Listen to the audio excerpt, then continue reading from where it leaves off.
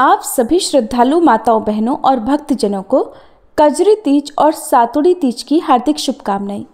भाद्रपद मास के कृष्ण पक्ष की तृतीया तिथि को आने वाली ये तीज सुख, सौभाग्य, समृद्धि और वैवाहिक सुख की अद्भुत साधिका है।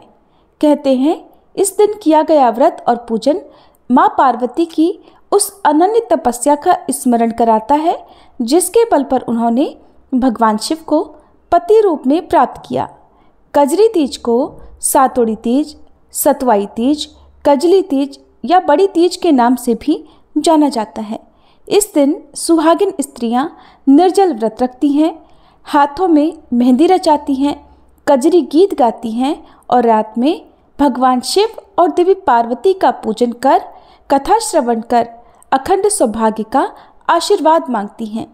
और सबसे सुखद बात तो ये है कि आपको भी आज ये सौभाग्य प्राप्त हो रहा है इस पावन अवसर पर कजरी तीज की कथा श्रवण का।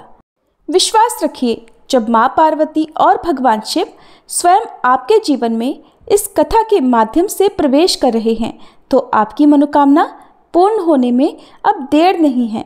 आज हम आपको सुनाएंगे उस दिव्य कथा को जिसमें माँ पार्वती के अटल व्रत और भगवान शिव की करुणा का ऐसा चमत्कार है जो हर स्त्री के जीवन में सुख, प्रेम और समृद्धि का प्रकाश फैलाता है।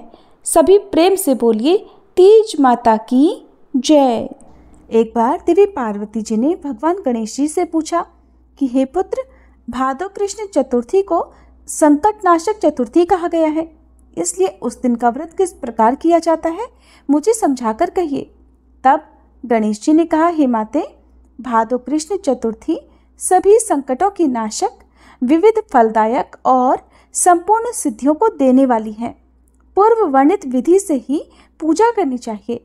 हे देवी, इस व्रत में आहार संबंधी कुछ विशेषताएं हैं, उन्हें बतला रहा हूँ। श्री कृष्ण जी कहते हैं कि हे युधिष्ठिर, पुत्र की ऐसी बातें सुनकर देवी पार्वती जी ने उनसे पूछा कि आहार और पूजन में क्या विशेषताएं हैं, उसे कहिए। तब गणेश जी ने कहा कि गुरु द्वारा वर्णित प्रणाली से इस दिन भक्तिभाव से पूजन करें। 12 महीनों में अलग अलग नामों से गणेश जी की पूजा करनी चाहिए। विनायक, एकदंत, कृष्णपिंग, गजानन, लंबोदर, भालचंद्र, हेरंब, विकट, वक्रतुंड, आखुरत, विघ्नराज और गणाधिप, इन 12 नामों से व्रती को गणेश जी की पूजा करनी चाहिए। अलग अलग महीनों में क्रमशः एक एक नामों से पूजा करें। चतुर्थी के दिन प्रातः नित्य कर्म से निवृत्त होकर व्रत का संकल्प लें। इसके बाद रात्रि में पूजन और कथा का श्रवण करें। पूर्व समय में नल नामक एक पुण्यात्मा और यशस्वी राजा हुए। उनकी रूपशालिनी रानी दमयंती नाम से प्रसिद्ध थी। एक बार उन्हें शापग्रस्त होकर राज्य से विमुख होना पड़ा और रानी के वियोग में कष्ट सहना पड़ा। तब उनकी रानी दमयंती ने इस सर्वोत्तम व्रत को किया। देवी पार्वती जी ने पूछा, हे पुत्र, दमयंती ने किस विधि से इस व्रत को किया और किस प्रकार व्रत के प्रभाव से 3 महीने के अंदर ही उन्हें अपने पति से मिलने का सहयोग प्राप्त हुआ? इन सब बातों को आप बतलाइए। भगवान श्री कृष्ण ने धर्मराज युधिष्ठिर से कहा, हे युधिष्ठिर, देवी पार्वती जी के ऐसा पूछने पर बुद्धि के भंडार गणेश जी ने जैसा उत्तर दिया उसे मैं कह रहा हूँ, आप भी सुनिए। श्री गणेश जी कहते हैं, हे माते, राजा नल को बड़ी बड़ी विपदाओं का सामना करना पड़ा। हाथी खाने से हाथी और घुड़साल से घोड़ों का अपहरण हो गया। डाकुओं ने सारा राजकोष लूट लिया और अग्नि की लपटों में घिरकर उनका माल भस्म हो गया। राज्य को नष्ट करने वाले मंत्री लोगों ने भी उनका साथ छोड़ दिया। राजा जुए में सब कुछ गंवा बैठे। उनकी राजधानी भी उनके हाथ से निकल गई। सभी ओर से निराश और असहाय होकर राजा नल वन में चले गए। वन में रहते समय उन्हें रानी दमयंती के साथ अनेक कष्ट झेलने पड़े। इतना होते हुए भी उनका रानी से वियोग हो गया। इसके बाद राजा किसी नगर में साइस का काम करने लगे, रानी किसी दूसरे नगर में रहने लगी और राजकुमार भी कहीं अन्यत्र नौकरी करने लगा। जो लोग किसी समय राजा, रानी, राजपुत्र कहे जाते थे वे ही सब अब भिक्षा मांगने लगे। तरह तरह के रोगों से पीड़ित होकर एक दूसरे से विलग होकर कर्मफल को भोगते हुए वे किसी तरह अपने दिन बिताने लगे। एक समय की बात है कि वन में भटकते हुए दमयंती ने महर्षि शरभंग के दर्शन किए। उन्होंने उनके पैरों पर नतमस्तक होकर हाथ जोड़कर कहा। दमयंती ने पूछा, हे ऋषिराज, मेरा अपने पति से कब मिलन होगा? किस उपाय से मुझे हाथी घोड़ों से युक्त घनी आबादी वाली नगरी मिलेगी? मेरा भाग्य कब लौटेगा? हे मुनिवर, आप निश्चिंत रूप से बतलाइए। श्री गणेश जी कहते हैं कि दमयंती का ये उत्तम प्रश्न सुनकर शरभंग मुनि ने कहा, हे दमयंती, मैं तुम्हारे कल्याण की बात बता रहा हूँ, सुनो। इससे घोर संकट का नाश होता है। ये सब कामनाओं को पूर्ण करने वाला और शुभदायक है। भादो मास की कृष्ण चतुर्थी संकट नाशन कही जाती है। इस प्रकार नर नारियों को एकदंत गजानन की पूजा करनी चाहिए। विधिवत व्रत और पूजन करने से ही हे रानी, तुम्हारी संपूर्ण इच्छाएं पूरी हो जाएंगी और 7 महीने के अंदर ही तुम्हारा पति से भी मिलन होगा। ये बात मैं निश्चय पूर्वक कहता हूँ। गणेश जी कहते हैं कि शरभंग मुनि से ऐसा आदेश पाकर रानी दमयंती ने भादो की संकटनाशिनी चतुर्थी व्रत प्रारंभ किया और तभी से बराबर प्रतिमास गणेश जी का पूजन करने लगी। 7 ही महीनों में हे राजन, इस उत्तम व्रत को करने से उसे पति, राज्य, पुत्र और पूर्वकालीन वैभव आदि की पुनः प्राप्ति हो गई। भगवान श्री कृष्ण कहते हैं, हे प्रथापुत्र युधिष्ठिर, इस प्रकार इस व्रत को करने से आपको भी राज्य की प्राप्ति होगी और आपके सभी शत्रुओं का नाश होगा, ये निश्चय है। हे राजन, इस प्रकार मैंने सभी व्रतों में उत्तम व्रत का वर्णन किया। ये सब कष्टों का नाश करता हुआ आपके भाग्य की वृद्धि करेगा। कथा समाप्त। प्रेम से बोलिए विघ्नहर्ता भगवान श्री गणेश की जय। माता पार्वती की जय। अब सुनिए तीज की प्रमुख कथा। एक बार एक साहूकार था जिसके 7 बेटे थे। उसका सबसे छोटा बेटा वेश्यागामी था। उसकी पत्नी जिठानियों के यहाँ काम करके अपना गुजारा किया करती थी। भादों के महीने में कजरी तीज का दिन आया तो सभी ने तीज माता का व्रत किया और सातू बनाया। छोटी बहू बहुत गरीब थी। सास ने एक छोटा सा सातू का पिंडा उसके लिए भी बना दिया। शाम को पूजा करके वह सातू पासने लगी कि उसी समय उसका पति वेश्या के यहाँ से आया और बाहर से बोला, किवाड़ खोल। छोटी बहू ने दरवाज़ा खोला। वह बैठा भी नहीं कि उसी क्षण उसने कहा कि मुझे वापस अभी वेश्या के यहाँ छोड़ कर आ। तब छोटी बहू उसे वेश्या के यहाँ छोड़ आई। ऐसा उसने 6 बार किया। उसका पति 7वीं बार फिर आया और फिर यही बोला कि मुझे वेश्या के घर छोड़ कर आ। इस बार भी वह कुछ नहीं बोली। तो पति कहने लगा, इस बार और छोड़कर आजा, अब मैं वापस नहीं आऊँगा। 7वीं बार भी वह उसे छोड़ने गई। उसे छोड़कर जब लौटने लगी तो जोर से वर्षा आने लगी और बरसाती नदी बहने लगी। तो वह बारिश से बचने के लिए एक पेड़ के नीचे बैठ गई। कुछ देर के बाद नदी से आवाज़ आई, आव तरी जाव तरी, दोना खोल के पी, पीव प्यारी होए। आवाज़ सुनकर उसने इधर उधर देखा। फिर उसने नदी की तरफ देखा तो एक दूध का दोना नदी में तैरता हुआ आता दिखाई दिया। उसने दोना उठाया और 7 बार उसे पी करके दोने के 4 टुकड़े किए और चारों दिशाओं में फेंक दिए। उधर तीज माता की कृपा से उस वेश्या ने अपना सारा धन उसके पति को दे दिया और हमेशा के लिए वहाँ से चली गई। पति सारा धन लेकर घर आकर फिर से पत्नी को आवाज़ देने लगा, दरवाज़ा खोल। तो उसकी पत्नी ने कहा, अब मैं दरवाज़ा नहीं खोलूँगी। तब पति ने बाहर से कहा, दरवाज़ा खोल, मैं अब वापस नहीं जाऊँगा, अपन दोनों मिलकर सातू पासेंगे। लेकिन उसकी पत्नी को बिल्कुल भी विश्वास नहीं हुआ। तो उसने कहा, पहले मुझे वचन दो कि फिर वेश्या के पास नहीं जाओगे। तब पति ने दरवाजे के बाहर से ही अपनी पत्नी को वचन दिया। तब कहीं जाकर पत्नी ने दरवाज़ा खोला तो देखा कि उसका पति तो गहने धन सहित चमचमा रहा है। उसने सारे गहने कपड़े आदि अपनी पत्नी को दे दिए और कहा कि ये सब तेरे लिए हैं।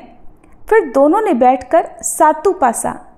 अगली सुबह जब वह जेठानियों के यहाँ काम करने नहीं गई तो जेठानियों के बच्चे उसे बुलाने आए कि चलो काकी, घर का सारा काम पड़ा है। तब वह कहने लगी, अब तो मुझ पर तीज माता की पूरी कृपा है, इसलिए अब मैं किसी के घर काम करने नहीं जाऊंगी। तब बच्चों ने जाकर अपनी माँ को बताया कि माँ, आज से काकी काम करने नहीं आएगी। काकी तो नए कपड़े और गहने पहनकर बैठी है और काका जी भी घर पर है और सभी जने बहुत खुश थे। हे तीज माता, जैसे आप छोटी बहू पर प्रसन्न हुई वैसे ही सब पर प्रसन्न होना, सबके दुख दूर करना।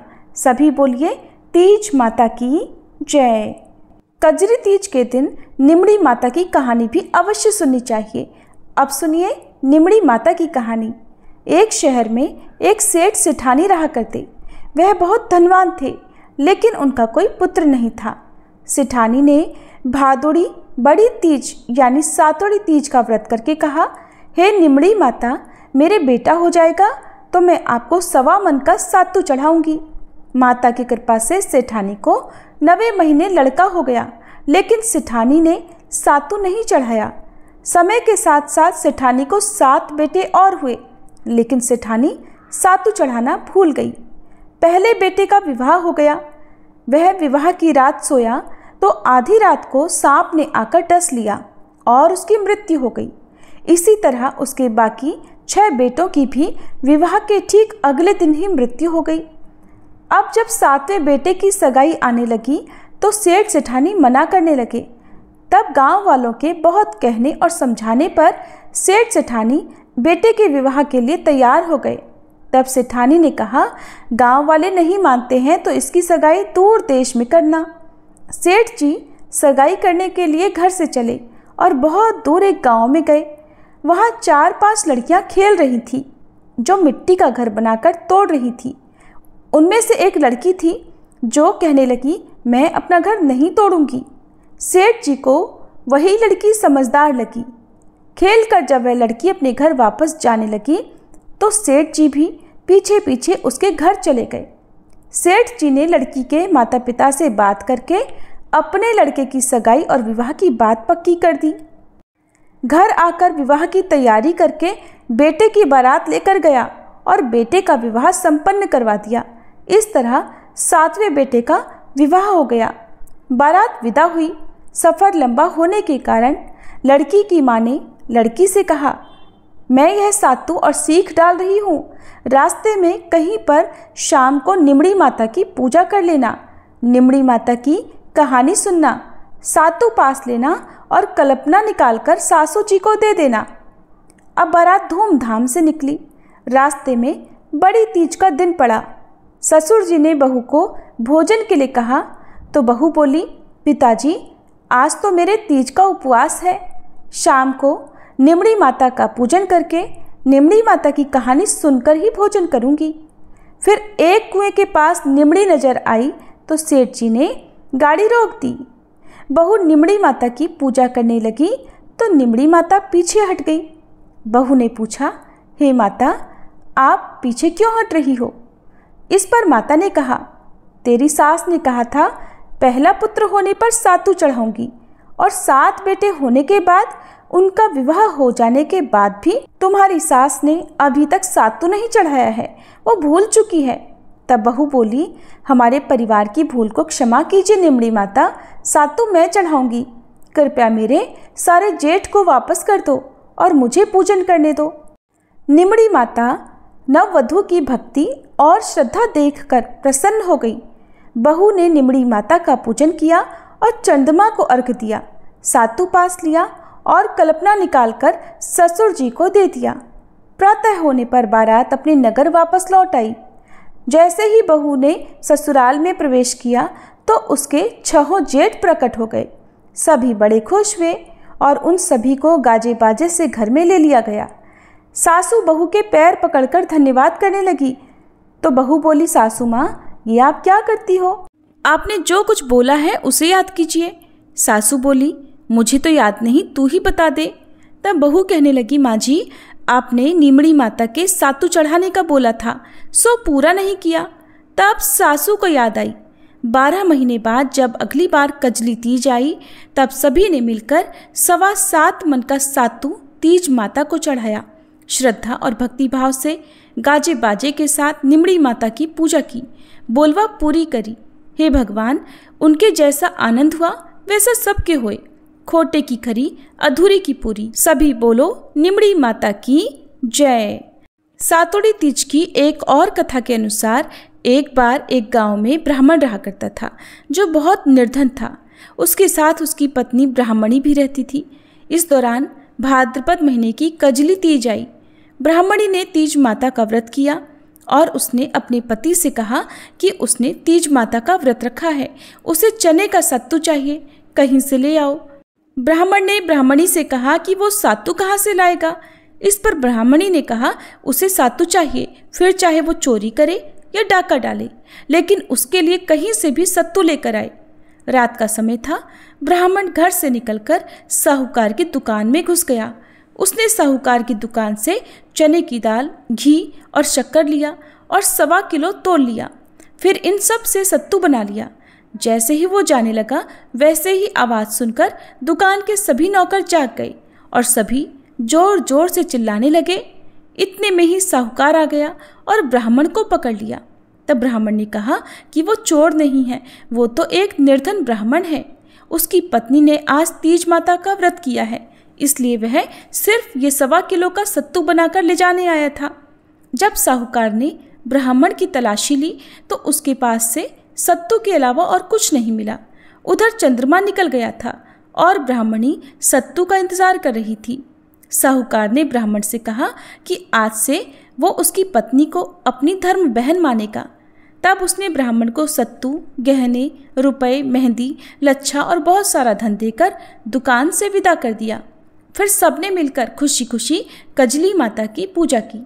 जिस तरह से ब्राह्मण देवता के दिन सुखमय हो गए, ठीक वैसे ही हे कजली माता, आपकी कृपा सब पर बनी रहे। सभी प्रेम से बोलिए तीज माता की जय। तीज माता की कथा के बाद अंत में भगवान गणेश की कथा अवश्य सुननी चाहिए ताकि कथा का संपूर्ण फल प्राप्त हो सके। अब सुनिए गणेश भगवान की कथा। अमर सुहाग और पीहर देने वाली गणेश भगवान की कहानी। एक बार की बात है, एक भाई और बहन थे। बहन का विवाह हो चुका था और भाई भी अपनी पत्नी के साथ अपने घर में रहा करता था। बहन का नियम था कि वो अपने भाई का चेहरा देखकर ही भोजन किया करती, इसलिए हर रोज वो सुबह उठती और अपनी ससुराल में घर का सारा काम जल्दी जल्दी करके अपने भाई का मुंह देखने के लिए उसके घर जाया करती। एक दिन रास्ते में एक पीपल के नीचे गणेश भगवान की मूर्ति रखी हुई थी। उसने भगवान के सामने हाथ जोड़कर कहा कि हे गणपति, मेरे जैसा अमर सुहाग और मेरे जैसा अमर पीहर सबको दीजिए। ऐसा कहकर वह आगे बढ़ जाती। जंगल की झाड़ियों के कांटे उसके पैरों में चुभा करते।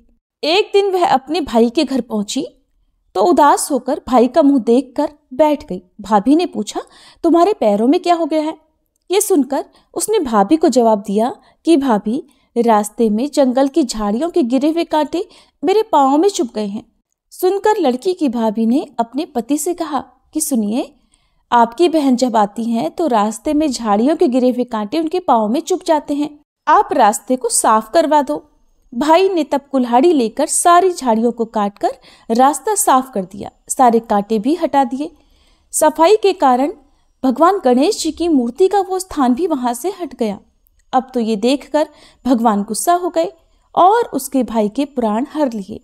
लोग अंतिम संस्कार के लिए जब भाई को लेकर जा रहे थे तो उसकी भाभी रोते हुए लोगों से कहने लगी कि थोड़ी देर रुक जाओ, उनकी बहन आने वाली है, वो अपने भाई का मुंह देखे बिना नहीं रह सकती, उसका ये रोज का नियम है। तब लोग कहने लगे, आज तो देख लेगी पर कल कैसे देखेगी। अब उधर रोज की तरह बहन अपने भाई का मुंह देखने के लिए जंगल में निकली। आज उसने देखा कि जंगल में तो सारा रास्ता साफ किया हुआ है। जब वह थोड़ा और आगे बढ़ी तो उसने देखा कि सिद्धि विनायक को भी वहां से हटा दिया गया है। तब उसने भाई के घर जाने से पहले गणेश जी को एक अच्छे स्थान पर रख दिया और हाथ जोड़कर बोली, हे भगवान, मेरे जैसा अमर सुहाग और मेरे जैसा अमर पीहर सबको देना। ऐसा बोलकर वह हर दिन की तरह आगे निकल गई। भगवान तब सोचने लगे कि अगर इसकी नहीं सुनी तो फिर हमें कौन मानेगा, हमें कौन पूजेगा। तब सिद्धिविनायक ने उसे आवाज दी, बेटी इस खेजड़ी की 7 पत्तियां लेकर जा और उसे कच्चे दूध में घोलकर भाई के ऊपर छींटा मार देना, वो उठकर बैठ जाएगा। ये सुनकर जब बहन पीछे मुड़ी तो वहां तो कोई नहीं था। फिर वो सोचने लगी कि ठीक है, जैसा सुन लिया वैसा ही कर लेती हूँ। फिर वह 7 खेजड़ी की पत्तियां लेकर अपने भाई के घर पहुंची। वहां उसने देखा कि कई लोग बैठे हुए हैं, भाभी बैठी रो रही है और सामने ही भाई का शव रखा है। तब उसने पत्तियों को बताए हुए नियम के अनुसार भाई के ऊपर इस्तेमाल किया। भाई तुरंत उठकर बैठ गया। फिर भाई बहन से बोला कि मुझे बहुत ही गहरी नींद आ गई थी।